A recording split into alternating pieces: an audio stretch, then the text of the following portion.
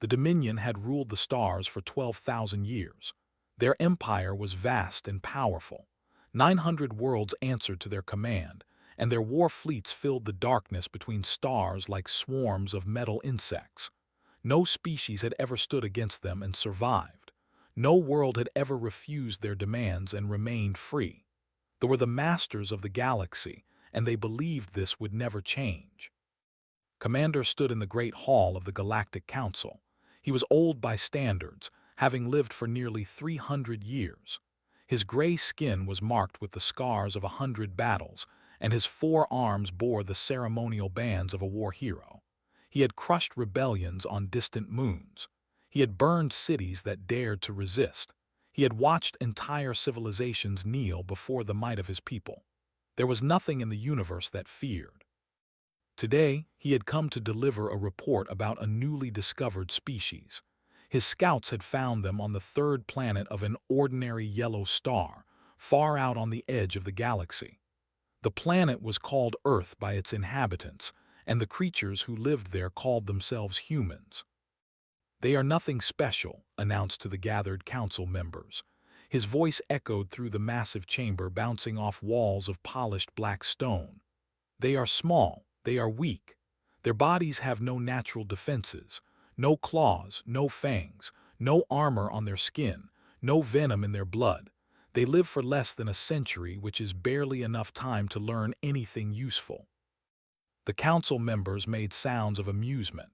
They had heard reports like this many times before. The galaxy was full of weak species waiting to be conquered. "Their technology is primitive compared to ours," continued. "They have only recently learned to travel between stars. Their weapons are crude. Their ships are slow. If we wanted to, we could conquer their entire world in a matter of days."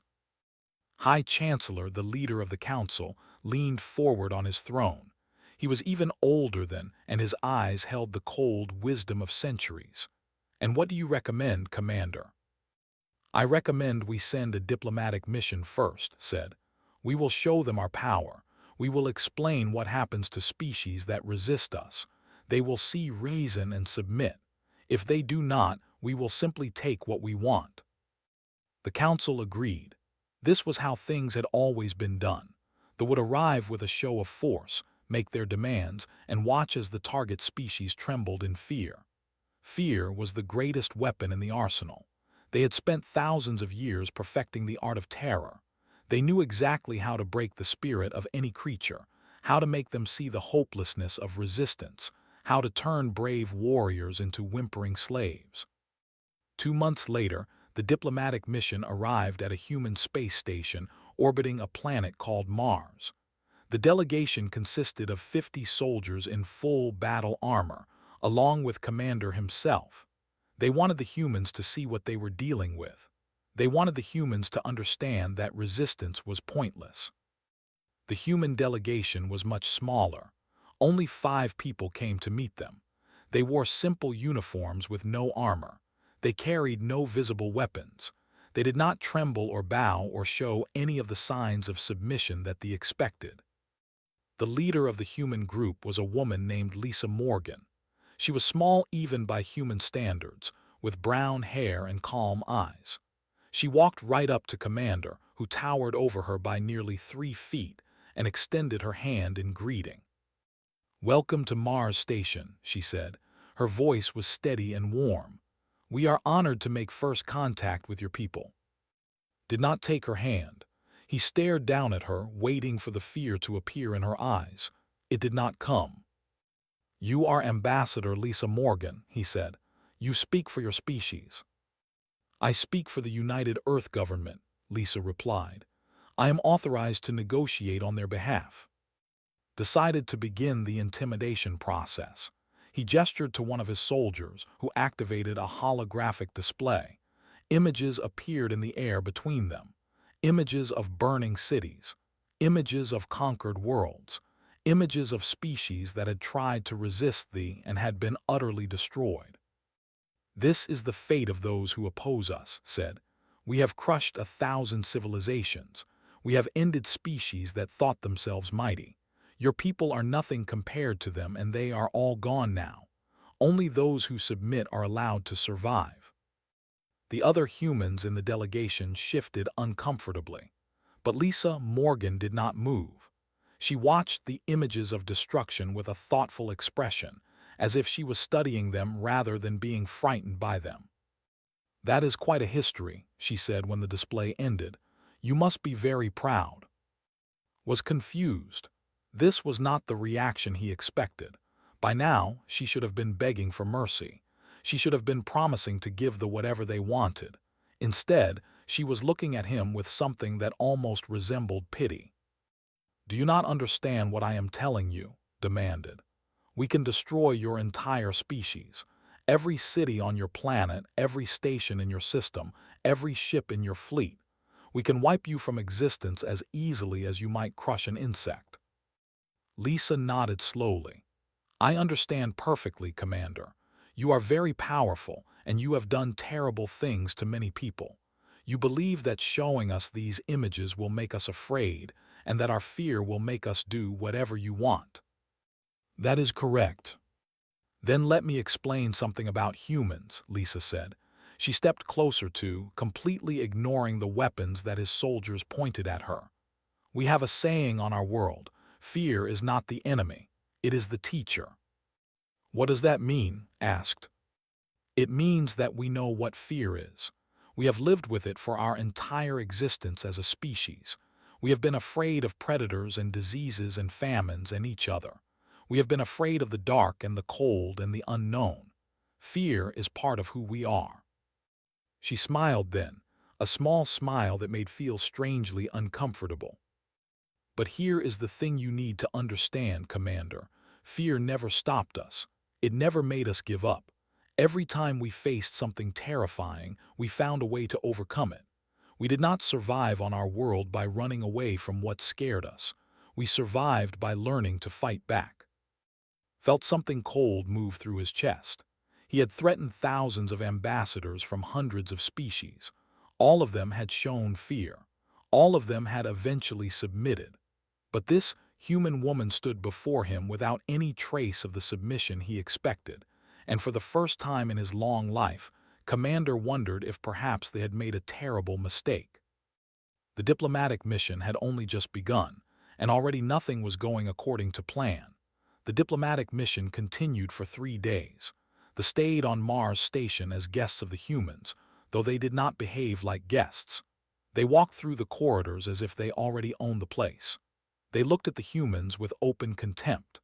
They made demands for food and quarters and treated every act of hospitality as if it was tribute owed to them by a conquered people. Ambassador Lisa Morgan remained patient through all of it. She answered their questions calmly. She showed them around the station without complaint. She pretended not to notice when soldiers deliberately bumped into human workers or knocked items from their hands. She was trying to keep the peace, trying to find some way to avoid a war that humanity could not win. But not everyone on Mars station was as patient as Lisa. On the 3rd day of the mission, an officer named decided to make a statement. Was young and proud and eager to prove himself. He had heard stories of the conquests all his life, and he wanted to show these weak humans their proper place in the galaxy. He found his opportunity during a routine inspection of the station's cargo bay. A human security officer named Danny Cole was assigned to escort through the area. Danny was 32 years old, with short dark hair and a calm manner. He had been a soldier before becoming a security officer, and he carried himself with the quiet confidence of someone who knew how to handle trouble. He did not like the way looked at him, like he was looking at an animal in a cage, but he kept his feelings to himself. "This section contains food supplies for the station," Danny explained as they walked between tall stacks of containers. "We grow some of our own food in the agricultural dome, but we also receive shipments from Earth every few months." Was not listening.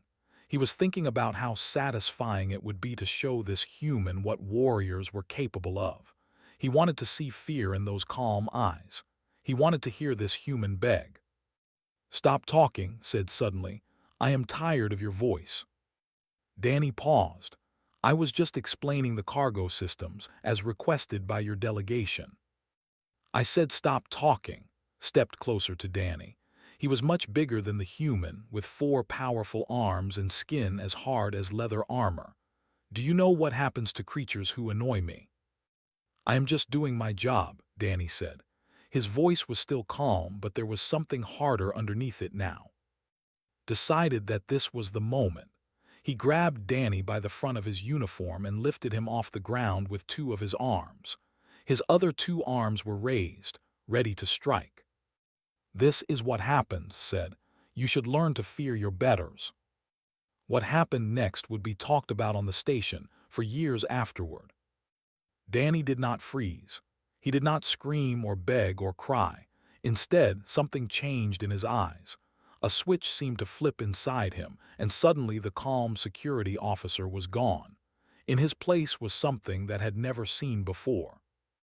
Danny slammed his forehead into his face. The impact surprised the enough to loosen his grip, and Danny dropped to the ground. Before could react, Danny was moving. He kicked at his knee joint, one of the few weak points in anatomy. Stumbled. Danny grabbed a metal rod from a nearby storage rack and swung it with all his strength. The fight lasted less than 2 minutes.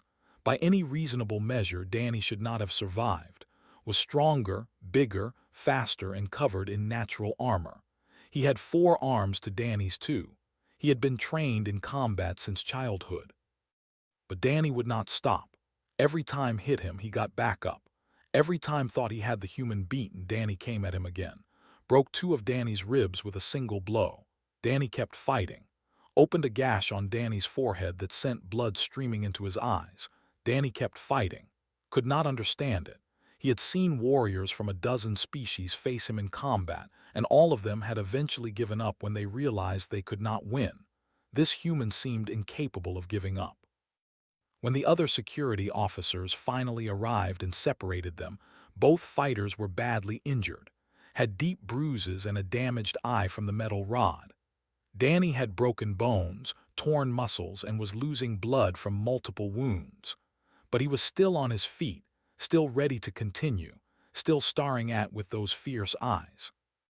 The medical staff who examined Danny afterward were confused by what they found. His body had been flooded with chemicals during the fight.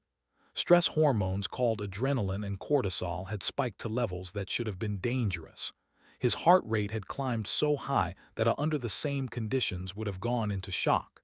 Instead of making him weak, these responses had made him faster and stronger.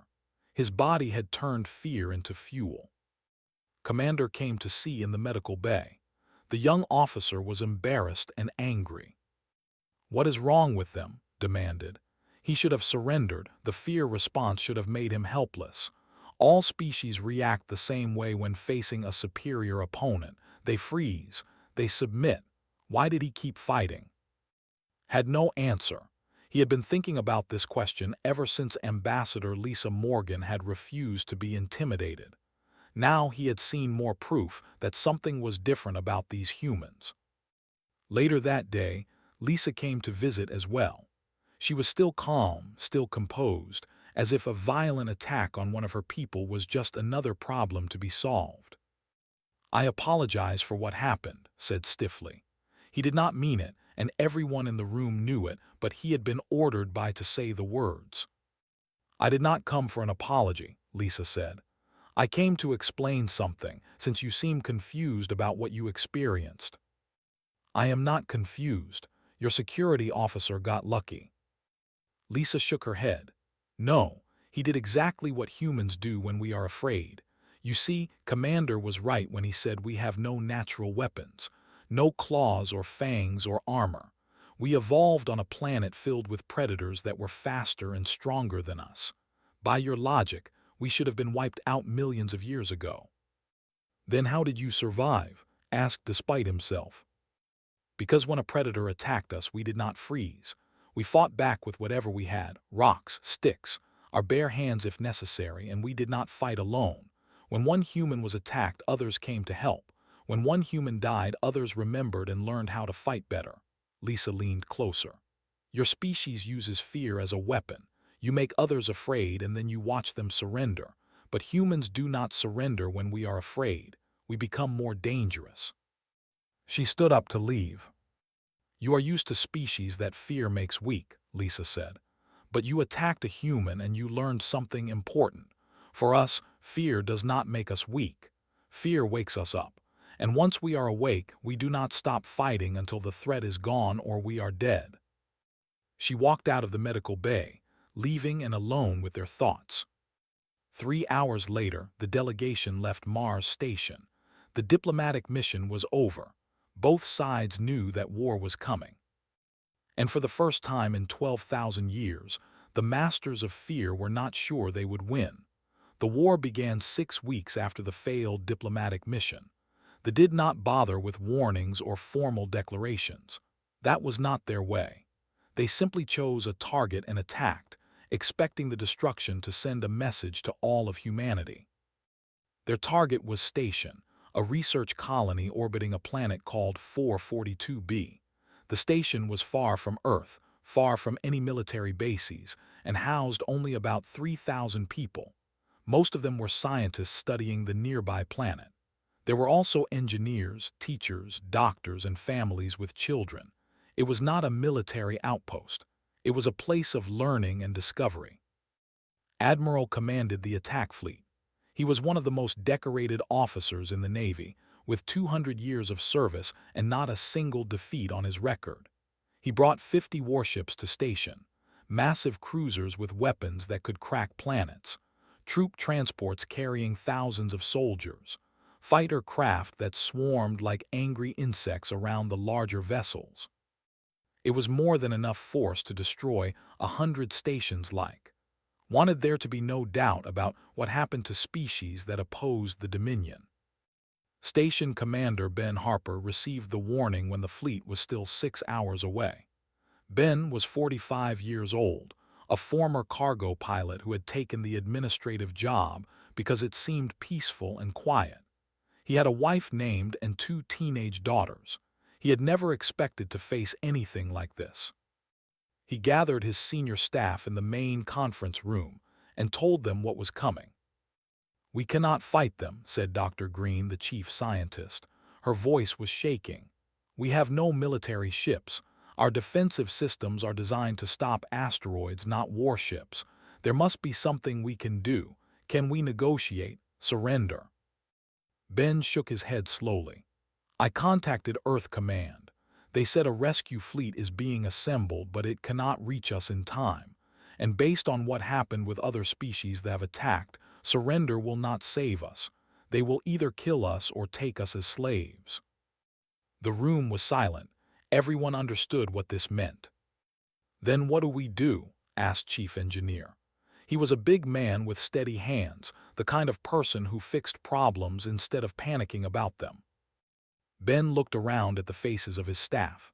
Scientists, engineers, teachers, good people who had come to this distant place to build something new. None of them were soldiers. None of them had ever expected to fight.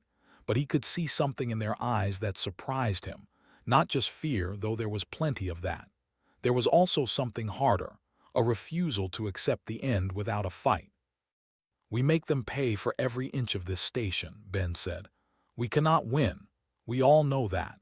But we can make sure that taking this place costs them more than they expected. We can show them that humans do not die quietly." The next 6 hours were the busiest of Ben's life.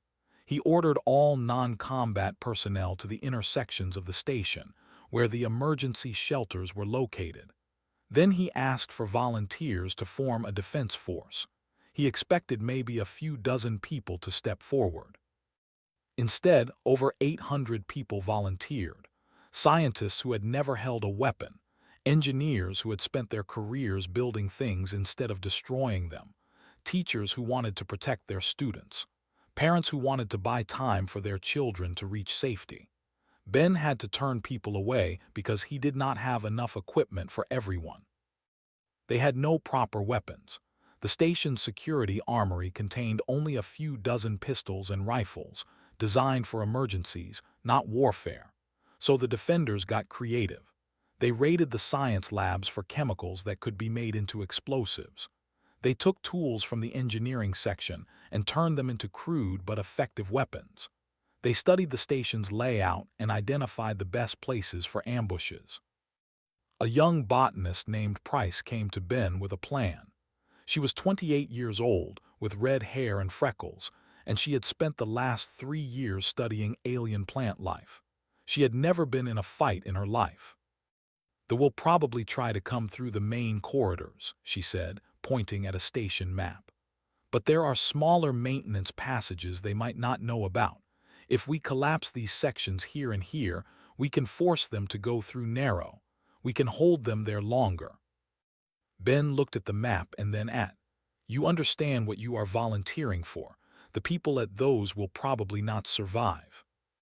"I know," said, her voice was steady. "But if we can slow them down, the children in the shelters have a better chance. That is worth it." When the fleet arrived, Admiral sent a message to the station. He expected the humans to beg for mercy.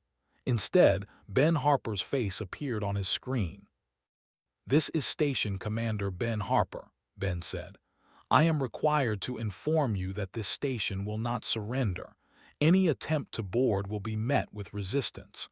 I recommend you consider whether this colony is worth the cost you will pay to take it." Was amused. He had heard similar threats from other species before taking their worlds. They always sounded brave until the actual fighting started. "You have 3,000 civilians and no military forces," said. "We have 50 warships and 10,000 soldiers. Your resistance is meaningless." "Maybe," Ben replied, "but you are going to remember this place, I promise you that." The assault began 2 hours later. Troop carriers docked at the station's outer airlocks and soldiers poured inside, expecting to find terrified civilians hiding in corners. Instead, they found ambushes. The first squad to enter the station walked into a corridor that had been filled with a flammable gas from the chemistry lab. A single spark from a modified welding torch turned the corridor into an inferno. 40 soldiers died in seconds. The second squad found a different corridor blocked by makeshift barricades. When they tried to push through, they were hit from behind by defenders who had used the maintenance passages to get around them. The fighting was brutal and close. The humans had no armor, no training, and no chance of winning, but they would not stop coming. Price held her assigned corridor for 40 minutes. She had a welding torch in one hand and a fire extinguisher she had converted into a weapon in the other. She was terrified. Her hands were shaking.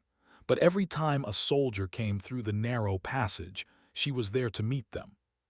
She killed 11 soldiers before they finally brought her down. 11 trained warriors, some with centuries of experience, killed by a botanist who had never been in a fight before. Her last act was to trigger a collapse that blocked the corridor completely, forcing them to find another route and buying more time for the people in the shelters. The siege lasted 6 days. 6 days of constant fighting in corridors and chambers and maintenance tubes. 6 days of humans refusing to surrender even when there was no hope left. 6 days of soldiers learning what it meant to face a species that treated death as preferable to giving up. When it was finally over, they had taken the station. But they had lost 8 ships to improvised explosives and suicide attacks. They had lost over 4,000 soldiers to a force of untrained civilians. An admiral, standing in the ruined command center where Ben Harper had made his final stand, felt something he had never experienced in 200 years of warfare. He was afraid of what humanity would do next. The recordings from station reached Earth 3 days after the siege ended. Every moment of the 6-day battle had been captured by the station's internal cameras. Every act of courage, every desperate stand, every death. The people of Earth watched in horror and grief and growing anger. They saw Ben Harper organizing the defense with calm determination, even though he knew he would not survive. They saw engineers and scientists picking up weapons for the first time in their lives. They saw parents standing in corridors to protect children they would never see again. They saw Price, a young woman who had come to the stars to study plants, holding her position for 40 minutes against trained alien soldiers. They watched her die. They watched the corridor collapse behind her, buying precious minutes for the people in the shelters. Out of 3,000 people on station, 412 survived. They were found in the emergency shelters, protected by the sacrifices of people like Ben and all the others who had refused to let the pass without a fight. The High Command expected humanity to sue for peace after this demonstration of power. That was what always happened. They would destroy one target, show the enemy what they were capable of, and then wait for the surrender to come. It was a pattern that had worked for 12,000 years. Instead, humanity began building a war fleet. Ships that had been designed for exploration were converted into weapons. Factories on Earth and Mars and a dozen other colonies worked around the clock to produce new vessels. Volunteers lined up at recruitment centers in numbers that overwhelmed the military's ability to process them. Everyone had watched the recordings.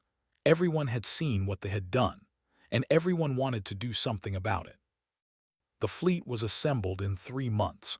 It was not large by standards, only 80 ships compared to the thousands in the Dominion's navy, but every single person on those ships had volunteered knowing they might not come back.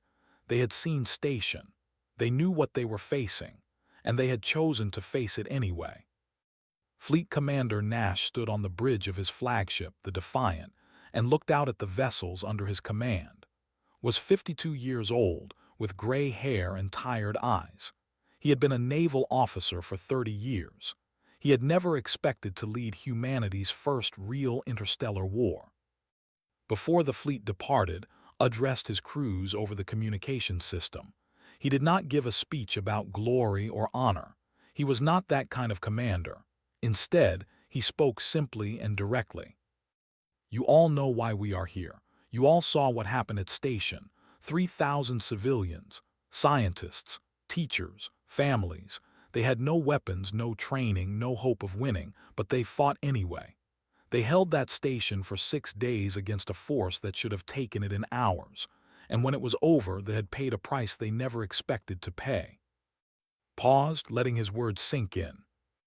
They believe that fear makes us weak. They have spent thousands of years conquering species by making them afraid. They look at us and see small, fragile creatures who should be easy to break. They do not understand what fear does to humans. They do not understand that for us, fear is not a weakness. It is what wakes us up. It is what makes us dangerous. He looked at the stars ahead of them, where the enemy waited. Today, we teach them otherwise. Today, they learn what happens when they make humanity afraid, not for ourselves, for station, for Price and Ben Harper and every person who died holding a corridor with a welding torch. We are going to show the what humans do when we are afraid and angry and have nothing left to lose. The fleet jumped into hyperspace that night. The battle of the system began 2 weeks later. Was a major military outpost, protected by a defensive fleet of over 200 warships. The humans were outnumbered more than 2 to 1.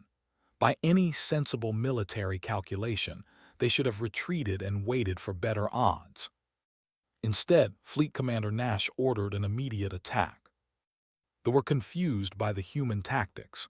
Standard military doctrine said that smaller forces should fight defensively, using hit-and-run attacks to wear down a larger enemy over time. But the humans did not fight that way. They charged directly into the formation, accepting horrific losses in exchange for the chance to get close to enemy ships. A destroyer named the Resolute, commanded by Captain Amy Santos, led one of the first assault waves. Amy was 37 years old, with dark hair and a fierce expression. She had lost her brother at station, and she had volunteered for the most dangerous assignment in the fleet. The Resolute took heavy damage in the opening minutes of the battle. One engine was destroyed. Weapons systems were failing. Hull breaches forced the crew to seal off entire sections of the ship. By any reasonable standard, the Resolute should have withdrawn. Instead, Amy ordered her crew to aim for the largest enemy ship they could reach, a massive dreadnought that was coordinating the defense. "We are not going to make it out of this," Amy announced to her crew. "But neither is that dreadnought. Anyone who wants to leave, the escape pods are ready. No one will think less of you." Not a single person left their station. The Resolute accelerated toward the dreadnought, dodging weapons fire and smaller ships that tried to intercept it. At the last moment, Amy ordered all remaining power diverted to the engines. The Resolute hit the dreadnought at full speed, punching through the outer hull and detonating its reactor core inside the enemy vessel. The explosion destroyed both ships and damaged 3 other cruisers nearby. Amy Santos and her entire crew died in an instant, but their sacrifice had torn a hole in the defensive line. The rest of the human fleet poured through the gap. The battle lasted 9 hours. They had more ships, more weapons, more experience, but the humans would not stop coming. Ships that should have retreated continued to fight. Crews that should have surrendered kept firing until their weapons were destroyed and then rammed enemy vessels with what remained of their hulls. It was not warfare as they understood it. It was something more primal, more terrifying. When the battle finally ended, they had lost nearly 70 ships, including 1/3 of their defensive fleet. The humans had lost 40 vessels, half of everything they had brought. But the surviving ships were not retreating. They were regrouping, preparing to continue the fight. Admiral watched the battle reports from his command ship with growing unease. He had seen species fight desperately before. He had seen last stands and suicide attacks, but this was different. The humans were not fighting because they were cornered. They were not fighting because they had no choice. They were fighting because they wanted to hurt the as much as possible before dying. This was not the fear response that they had exploited for thousands of years. This was something else, something that made realize that his people had made a terrible mistake when they attacked Station. They had not broken humanity's spirit. They had awakened something that had been sleeping since the days when human ancestors fought predators with rocks and sticks, something that did not know how to give up, something that turned fear into rage and pain into fuel. For the first time in his life, Admiral began to wonder if they could actually lose this war. The war lasted 2 years. It was the longest conflict the Dominion had faced in over 8,000 years. Every prediction their military experts made turned out to be wrong. Every assumption about how the humans would behave proved to be a mistake. They expected the humans to grow tired of the losses and seek peace. Instead, the human fleets grew larger with each passing month. New ships rolled out of factories on Earth and Mars and a dozen colony worlds. New volunteers arrived faster than the military could train them. The recordings from Station played in schools and homes across human space, and each new generation of soldiers came to the war carrying the memory of what had happened there. They expected that targeting civilian populations would break human morale, as it had broken so many species before. Instead, every attack on a human colony only made the survivors fight harder. A human commander named Grace Porter lost her entire family when they destroyed a settlement on the moon of Europa. She responded by leading a strike force that destroyed the supply depot responsible for the attack. When she was done, she broadcast a message to the fleet. "You killed my family," Grace said. Her voice was calm and cold. "You thought that would make me afraid. You thought that would make me give up. You were wrong. Now I have nothing left to lose, and I am going to spend the rest of my life making sure you regret what you did." She was killed 8 months later during a battle in the sector. By then, she had destroyed 11 vessels and been promoted twice. Her name became a symbol of human resistance. They learned to fear the pilots who fought with nothing left to lose. The turning point came at the Battle of Prime. They had assembled their largest fleet in centuries, over 500 warships, to defend one of their major military bases. They were determined to show the humans that the Dominion was still powerful enough to crush them. The human fleet that arrived was smaller, only 300 ships, But at the head of that fleet was Fleet Commander Nash, the same man who had led the first human counterattack at. He had survived a dozen major battles. He had watched friends die. He had sent thousands of people to their deaths knowing they would not come back, and he had never stopped fighting. The battle lasted 3 days. They fought with all their strength and experience.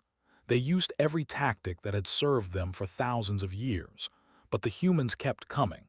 They absorbed losses that should have broken any fleet and continued to advance. They turned retreat into ambush and defeat into opportunity. They fought like creatures who did not understand that they were supposed to be afraid. On the 3rd day, the defensive line collapsed. Their fleet was destroyed or scattered.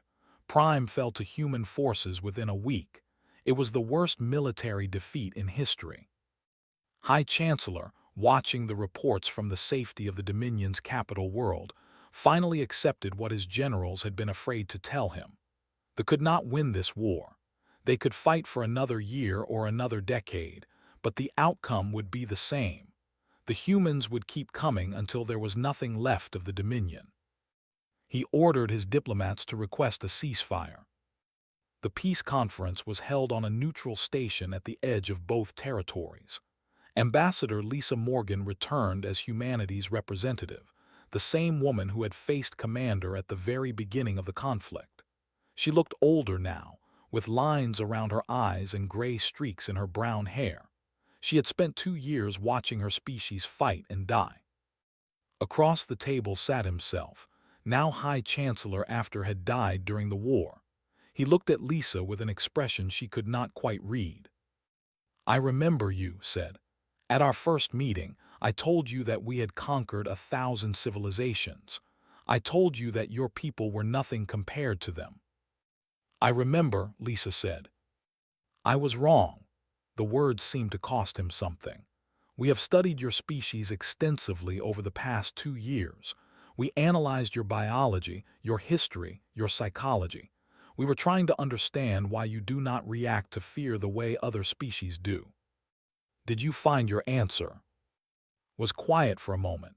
"Your bodies respond to threat the same way as any prey species. Your hearts beat faster, your stress hormones spike, your muscles prepare for action. This is the fear response that we have exploited for 12,000 years. In every other species, this response leads to paralysis or submission. But in humans, it leads to aggression. Your evolution took the same basic biology and produced a completely different result." Lisa nodded. "Our world was dangerous, predators, natural disasters, disease. Our ancestors could not outrun what was hunting them. They could not hide, so they learned to fight. The ones who froze when they were afraid did not survive. The ones who ran did not survive. Only the ones who turned and fought had a chance. And so fear became a weapon for you instead of a weakness." "Not just a weapon," Lisa said. "A teacher. Every generation of humans has learned from what frightened them. We were afraid of the dark, so we invented fire. We were afraid of predators, so we invented weapons. We were afraid of disease, so we invented medicine. Fear has driven every great advancement in human history. It does not paralyze us. It pushes us forward. Consider this. When we attacked Station, we thought we were showing your species what happens to those who resist us. We thought we were teaching you to fear us." "You were teaching us," Lisa agreed. "But not what you intended. You showed us that we could die fighting or die submitting. For humans, that is not a difficult choice. You reminded us what we truly are." "And what is that?" Lisa leaned forward. Her eyes were steady and calm, just as they had been at their first meeting 2 years ago. "We are the species that learned to hunt the things that hunted us. We are the descendants of creatures who faced predators with nothing but rocks and bones and the refusal to give up. You spent 12,000 years teaching the galaxy that fear meant submission. And then you met a species that taught you something different." She paused. "Fear does not make us prey, High Chancellor. Fear makes us dangerous. You attacked us because you thought we were weak. You thought our fear would make us surrender. Instead, you woke up an entire species. You reminded billions of humans what it feels like to have something to fight for. And now here we are, signing a peace treaty because the masters of fear finally learned what it means to be afraid. The treaty was signed that day. The Dominion agreed to withdraw from all human territory and pay reparations for the attacks on human colonies. They never attacked a human world again. In the years that followed, the story of the human war spread across the galaxy. Other species heard about the people from Earth who had refused to surrender even when there was no hope. They heard about Station and Price and Amy Santos and all the others who had chosen to die fighting rather than live on their knees. They heard about the species that treated fear as fuel instead of poison. And in the quiet corners of the galaxy, in places where oppressed species whispered about freedom, a new idea began to take hold. If the humans could stand against maybe others could too. Maybe fear did not have to mean submission. Maybe there was another way. The masters of fear had ruled the galaxy for 12,000 years by teaching other species to be afraid.